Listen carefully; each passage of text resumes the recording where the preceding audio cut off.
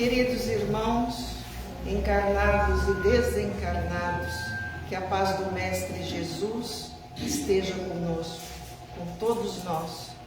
Que Jesus nos ensine o bom caminho, a verdade e a vida, abra a nossa mente e nos dê estrutura para suportar todas as dificuldades pelas quais estamos passando e ainda futuramente iremos passar. Antes de adentrar ao tema, eu gosto sempre de ler um livrinho. Aqui já tinha, olha, Jesus no teu dia a dia. Eu tenho quase todos eles, né? Mas sempre ando com um na bolsa, porque a gente nunca sabe a hora que vai precisar, né? Então, olha aqui.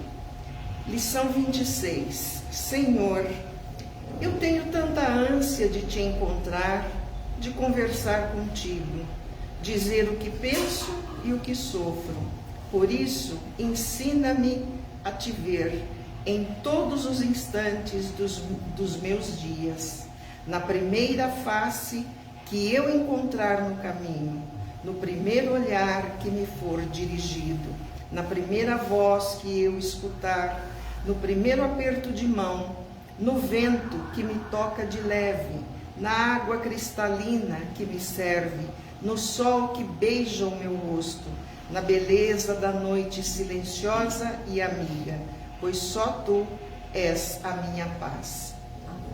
Então, dentro desse contexto, dessa paz que nós estamos falando, vamos falar então do nosso tema, a pedagogia de Jesus. O que vem a ser a pedagogia? Quem é professor sabe disso. É o modo como você aprende. Na verdade, o conceito é uma ciência que a gente estuda para poder ensinar. Ensinar a quem? As crianças, né? Nós começamos nosso aprendizado desde pequenos, numa escola, para aprender as letras e o nosso nome. E Jesus, quando ele esteve entre nós, eu digo entre nós, porque provavelmente muitos de nós já estávamos lá naquela região.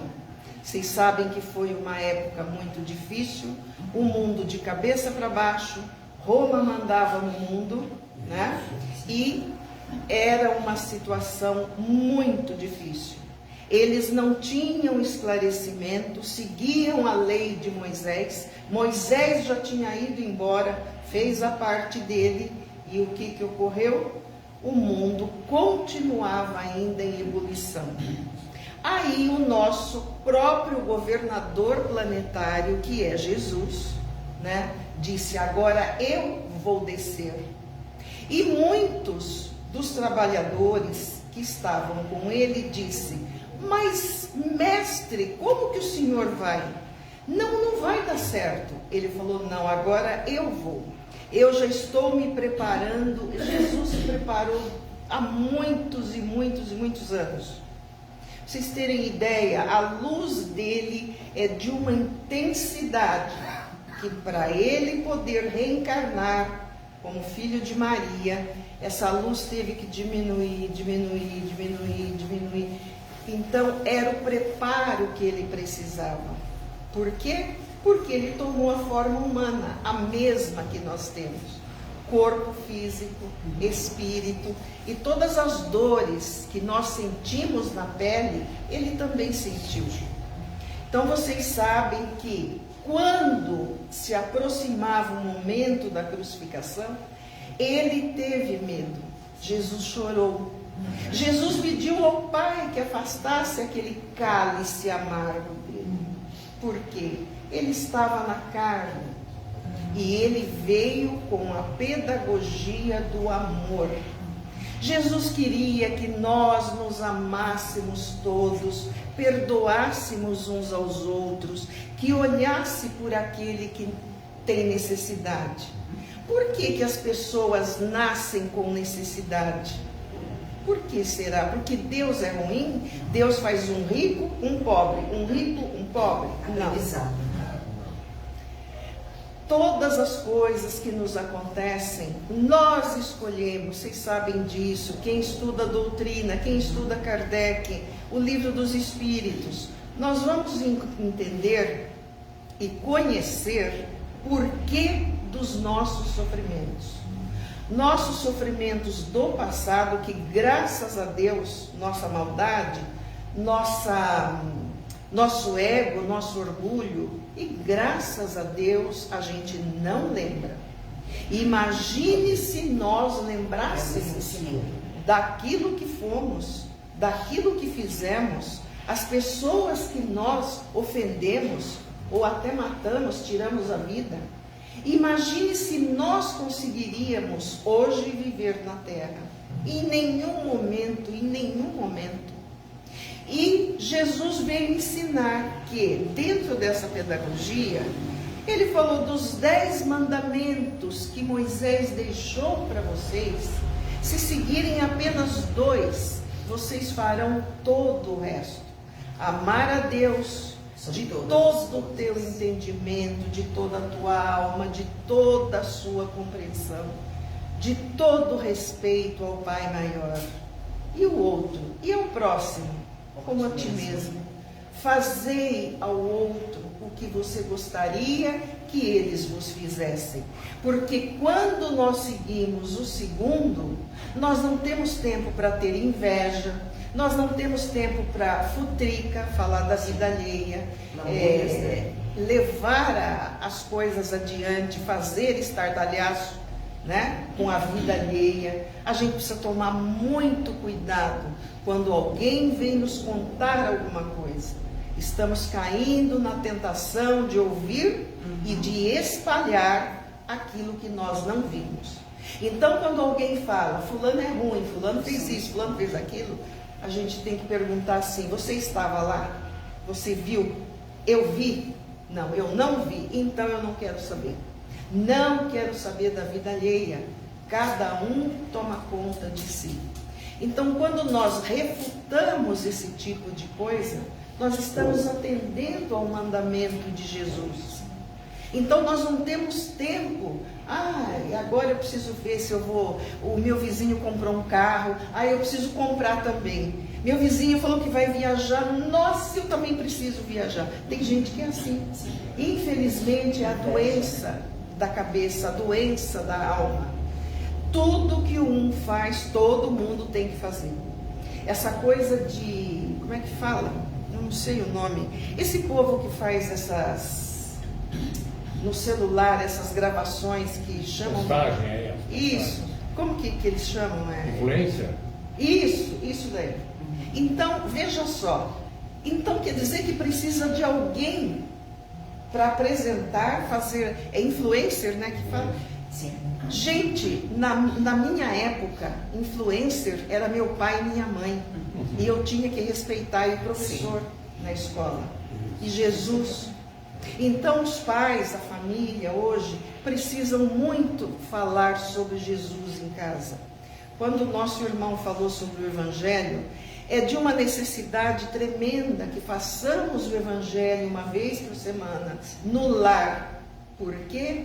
Porque somos acompanhados diariamente com os nossos irmãos obsessores. Não porque eu esteja chamando, não é nada disso. É que eles vivem, muitos estão aqui no mundo terreno. E eles estando aqui, pela nossa mente e a vibração, disseste bem, pela vibração eles vão nos acompanhar até a nossa casa. E aí começam as doenças, as brigas, os xingamentos, as situações difíceis na vida de cada um. E que pedagogia o mestre ensinou? Ele foi tão humilde que contou a primeira coisa dele. Ele foi ensinar aos seus discípulos a humildade. E se vocês prestarem atenção em cada discípulo, vocês vão ver que todos tinham problema. Todos. O Pedro era o mais problemático de todos eles. O Pedro era ciumento, era invejoso, era mentiroso. Tudo para ele tinha que ser como ele pensava. O Mateus, pobre Mateus, ele era apenas um cobrador de impostos. E ele recebia o dinheiro de Roma para fazer aquilo. Ninguém falava com Mateus, né? Então, o João e Mateus foram os únicos que acompanharam Jesus, dos evangelistas, que escreveram os evangelhos. Lucas e Marcos vieram muito depois, quando Jesus já não estava mais encarnado. Então, o que ocorre? Jesus quis ensinar ao homem como proceder. Primeiro, ser humilde, ter gestos bons, perdoar o seu inimigo. Praticar caridade. E a caridade, foi aí que ele ensinou a prece do Pai Nosso, né? Então, nós já recebemos tudo isso pronto, e as pessoas iam ouvi-lo nos montes, ou quando ele vinha naquela barca dos pescadores, e ele falava para as multidões, né? E ele começou então a sua trajetória, né? Curando os doentes, o cego, o aleijado, todas as pessoas. E a lepra, aquela doença que foi para eles naquela época, foi acho que pior ou igual à Covid que nós tivemos aqui. Porque quem pegava aquela doença e ela se alastrava, não podia ficar na mesma casa. As famílias enrolavam lá as pessoas e jogavam na rua, ou tinham um lugar, me parece que tinham uma montanha lá, um lugar que eles ficavam lá, né? Então, quantos leprosos Jesus limpou? Nunca cobrou nada pela cura, por tudo que ele fazia, né? E hoje, dentro do nosso evangelho, nós temos cuidado com os falsos cristos e os falsos profetas, porque todos cobram. Eu nunca ouvi dizer que para você fazer uma oração para uma pessoa, você precisa cobrar, todos nós nos ajudamos. É claro que todos os lugares, todas as igrejas, todos os espaços, as casas espíritas, todos precisamos, né, de organização, de orientação, pagar luz, pagar aluguel, tudo isso é normal e louvável. Isso aqui é um espaço abençoado. Agora, você ficar trilionário em nome de Deus, em nome de Jesus, aí a gente quem pensa diferente, a gente já não consegue compreender como pode ser isso. Então, toda a energia que nós temos, que nós vamos passar para os nossos irmãos, no momento do passe, no momento da cura, da oração, né? Ou quando você está em casa e sabe que alguém tem necessidade, você eleva o seu pensamento a Deus e pede que aquela pessoa doente, onde ele estiver, que ele receba o lenitivo necessário para a sua cura, né? Então, essa é a nossa obrigação de bons cristãos. Mas adiantou Jesus falar e fazer e demonstrar? E tinha mais uma coisa: Jesus não passava a mão na cabeça de ninguém. Não sei se vocês repararam no Evangelho, ele era curto e grosso. O que queres de mim? O que queres que eu faça? Né? Eu quero andar, eu quero enxergar, eu quero isso. Então, depois, o que ele dizia para a pessoa?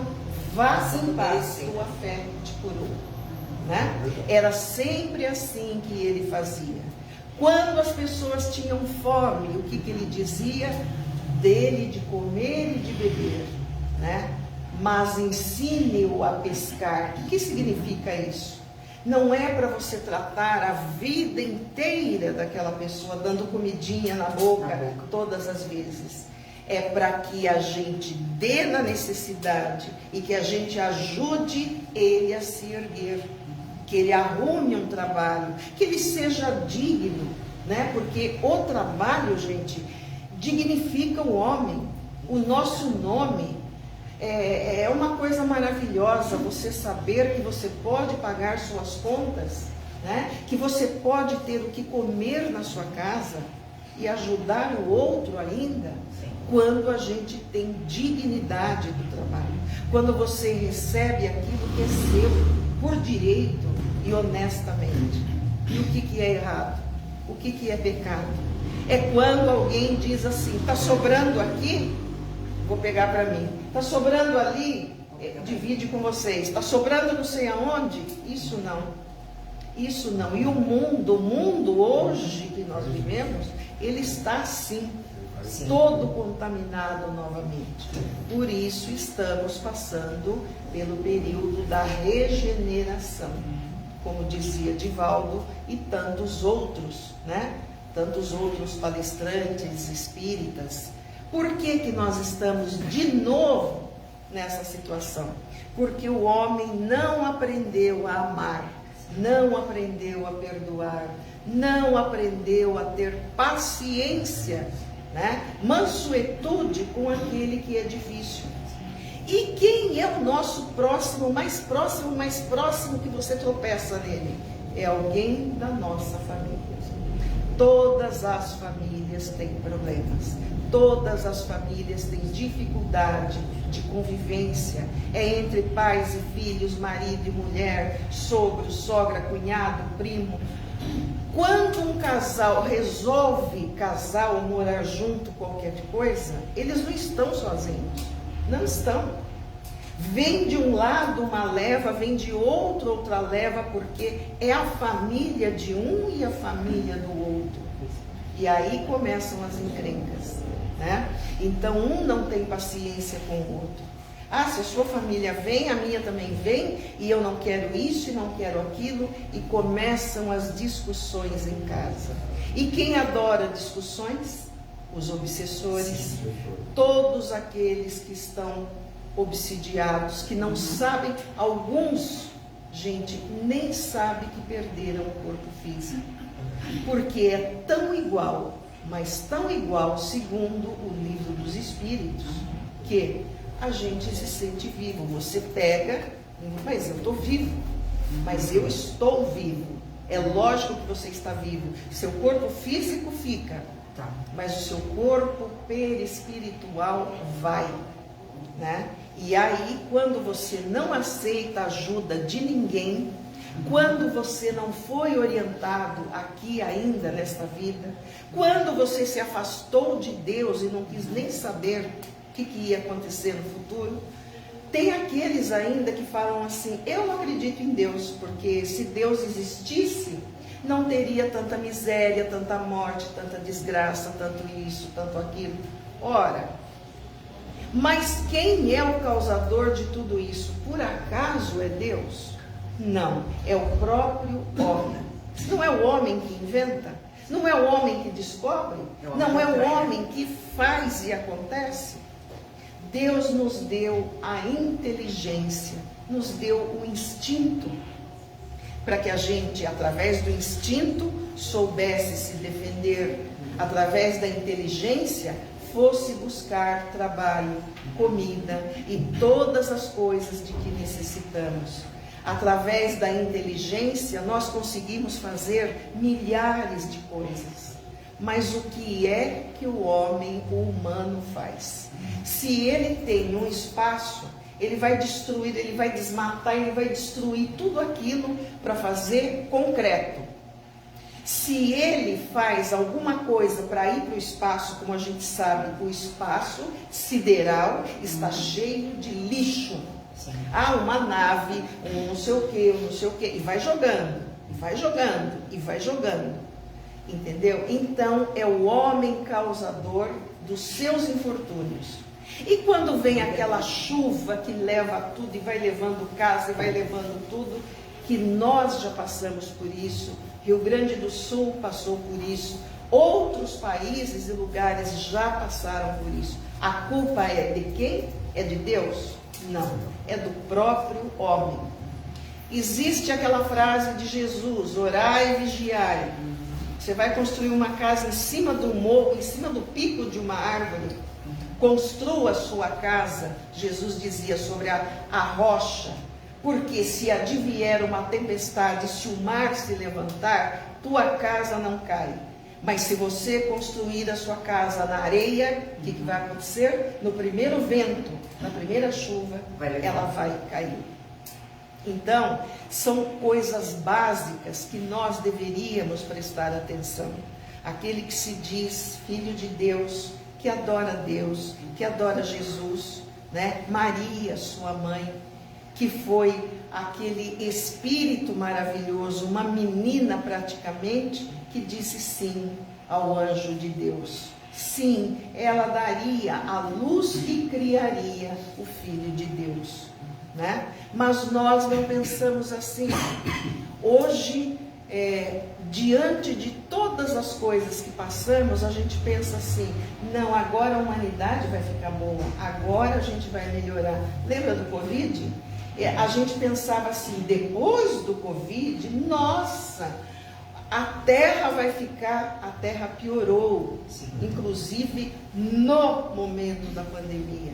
A gente viu coisas assim absurdas, que chegava a doer o coração.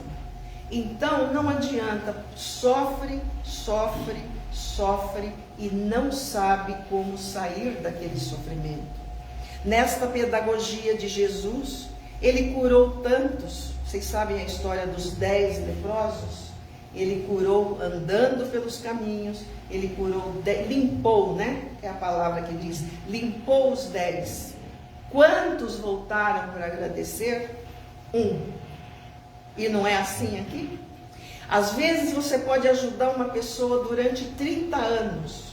A primeira vez que você falar não, você é a pior pessoa do mundo.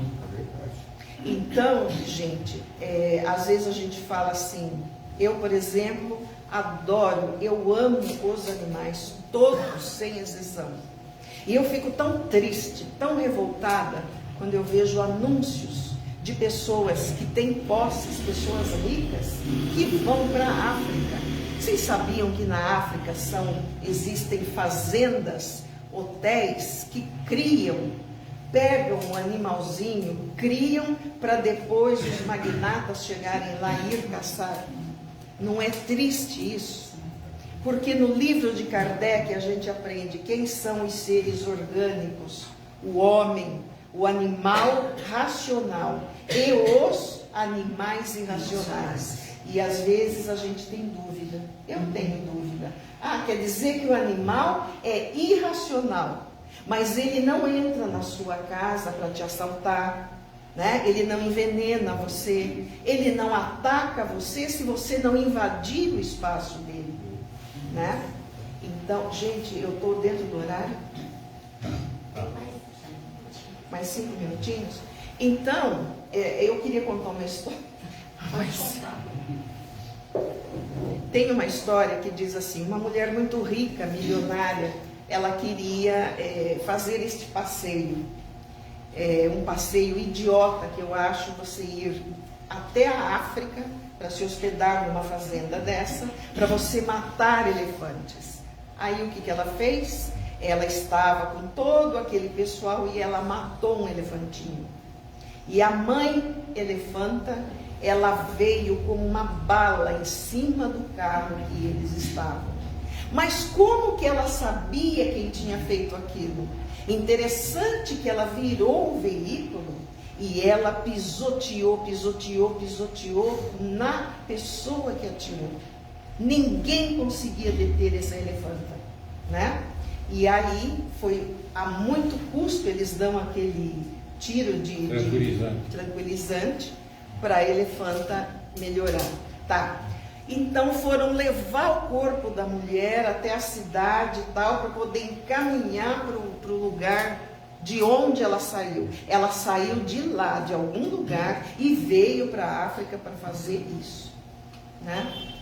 Mas vocês sabem que a elefanta, ela, não sei de que jeito, ela descobriu onde estava. Estava tipo uma igreja, uma barraca, alguma coisa assim, e ela veio de novo, ela pisoteou, ela derrubou o caixão e continuou pisoteando naquele corpo sem vida. Foi a coisa mais incrível que as pessoas que relataram esse fato, né? Ela sabia quem era. Quer dizer, num carro daquele tem várias pessoas, mas ela viu quem tirou a vida do filhote dela. Isto é mãe. Isto é uma mãe. A mãe é aquela que arregaça as mangas, luta pelo seu filho, ensina os primeiros propósitos de vida ao seu filho, né? Por quê? Para que seu filho um dia não seja um bandido, perseguido, um viciado, um drogado, porque as drogas dominaram o mundo, né? Então nós precisamos falar em casa para as crianças, quem tem filho, para os netos, para os sobrinhos, falar de Deus, contar a história de Jesus, fazer a evangelização dessas crianças, para que eles cresçam melhores, em atenção em tudo. Não falar do coleguinha na escola que tem um defeito físico, que usa um óculos grosso, que tem cadeira de rodas ou que está de muleta, né? É obrigação dos pais da família encaminhar ele para que ele seja humanizado, né? Não vamos falar dele, não vamos falar dela, né? Não podemos fazer isso, mas não adianta. O homem sempre consegue fazer uma piada, sempre consegue fazer alguma coisa de mal para o seu semelhante. Então, a reflexão que eu quero deixar aqui para vocês é essa, né? Vamos amar a Deus, agradecer a Jesus, agradecer pelo momento da nossa vida, só por hoje, porque nós vivemos um dia de cada vez. Se eu quiser fazer alguma coisa que não deu certo hoje, eu tenho amanhã, eu tenho depois de amanhã, eu tenho semana que vem, eu tenho mês que vem, e assim, aos poucos, nós vamos vivendo. Agradecer por todos os ensinamentos que tivemos, ter respeito com a nossa família, com o nosso próximo. Está difícil viver em casa? Pode estar, mas não é impossível. Não é impossível a gente perdoar, a gente conversar, a gente tentar ter uma vida melhor. É isso que Jesus veio pregar, um amor sem limites, né? E toda religião fala isso, só que é assim, lá no lugar todo mundo fala, saia na rua para você ver como que é. Outro dia nós estávamos entregando mantimentos e lanche para os moradores de rua, quando eu vi uma van, 2 vans, com bastante gente fazendo a mesma coisa. Eu falei, olha, ainda falei para meus colegas, olha que maravilha, quantas pessoas ajudando, ainda nesse frio, né? Aí o homem chegou perto de mim e disse assim, vocês são de que igreja? Eu falei, não, nós não somos de igreja, nós somos uma casa espírita, kardecista. Ele na hora encerrou um sorriso, assim, tá, e saiu. Eu fiquei olhando. Menosprezando, né? Então quer dizer, nós somos marginalizados, porque eles não entendem o propósito da reencarnação. Eles não entendem o propósito da doutrina espírita que Kardec decodificou, com as pancadas, com as batidas. Então, gente, são pessoas, são grupos, falam de Deus. A gente não deve guardar raiva, porque eles não têm o conhecimento que nós temos, né? Eu peguei e falei, olha, então vai em paz, né? Fazer o quê? Eu não vou largar a minha religião, eu não vou largar os ensinamentos do Cristo para seguir atrás de Bíblia, de qualquer outra coisa, né? Por quê? Porque a gente tem que ter filosofia de vida, né? A ciência explica o que é da ciência. A filosofia ensina o homem a viver melhor em sociedade. E a religião, ela é que fala em nome de Deus e deveríamos todos seguir esses ensinamentos. E não só de fachada, né? De coração. Já falei demais. Então, eu peço que vocês, neste momento, faça cada um a sua reflexão sobre o tema, o que Jesus veio fazer na terra, naqueles momentos tão difíceis e ele foi crucificado. A crucificação era a pena de morte que os romanos usavam para matar as pessoas. E assim, Senhor, nós todos te agradecemos por mais esse dia, por este momento, pela oportunidade da reencarnação que estamos vivenciando hoje. Abençoai todos aqueles irmãos que aqui não puderam estar. Abençoai os nossos irmãos desencarnados, que necessitam tanto de ensinamento e proteção da casa espírita. Abençoai a cada tarefeiro, a cada pessoa que está nos hospitais, nos leitos, nos cárceres, embaixo das pontes, nesse frio. Iluminai a vida de cada um. Cada um de nós sabemos qual o motivo de estarmos passando por tudo isso, e não nos cabe julgar nenhum deles. E assim, aos mentores da casa, eu agradeço ao mentor da tarefa, ao meu mentor em particular, e peço, Jesus, sê conosco em todos os dias da nossa existência. E Maria, nossa mãe e mãe de Jesus, olhai por todas as crianças que estão nascendo, por todos aqueles que serão o futuro do mundo, por todos esses espíritos que pediram pela necessidade da reencarnação. E assim, cubra-nos com seu manto divino.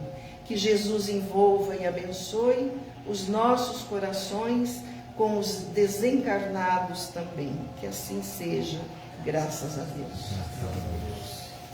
Amém.